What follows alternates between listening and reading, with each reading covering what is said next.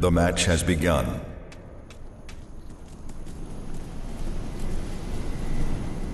The first time I played Megalith, it was in beta, offering up only a few heroes and one map, so despite doing what it does pretty well, I was underwhelmed with the amount of content and didn't give it the time it deserved, instead anticipating what developer Disruptive Games would add to the final game to hold our interest.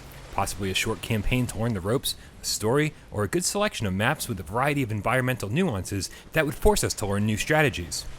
But what we got was none of that. In fact, there's very little here at all that distinguishes itself from the beta.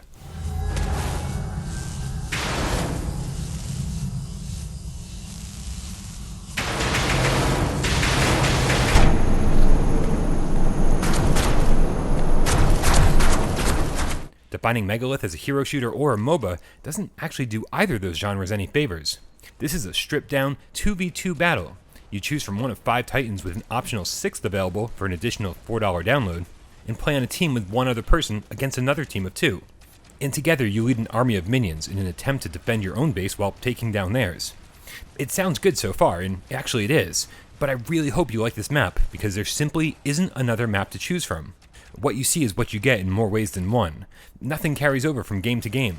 No XP bar, no new skills learned, and other than a few unlockable skins, there's not even any cosmetic upgrades to customize your character with. And after a few battles, you'll start wondering, what's the point of all of this? With no real benefit resulting from wins or losses, and no system in place that has me chasing the next dangling carrot, I never felt the urge to try again. And when I finally turned off the game after roughly 6 hours of battles, I had no real desire to ever go back.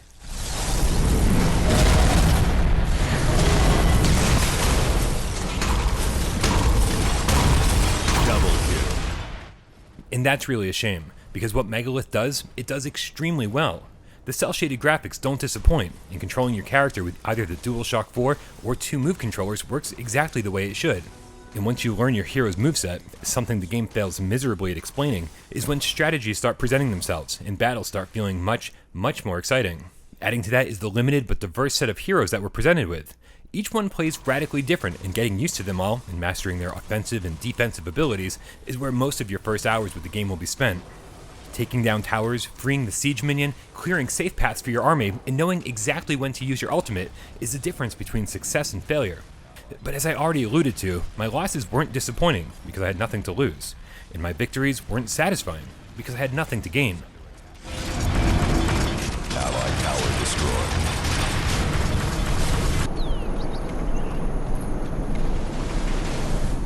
Megalith as it stands right now is an awesome proof of concept, and what it proves is that the developers understand how to make a fun, strategic game.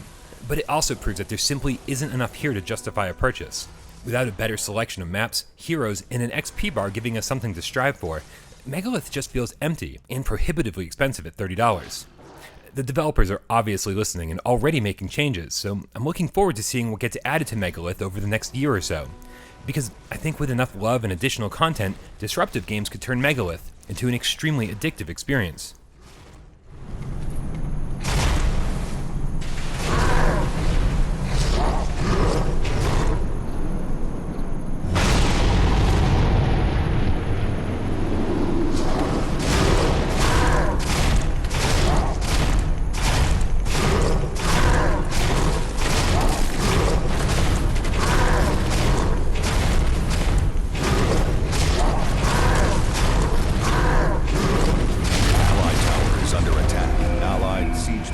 Allied tower destroyed.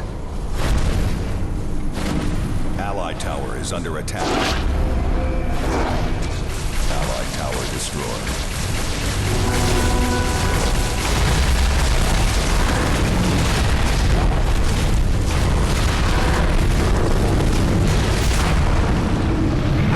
You are victorious.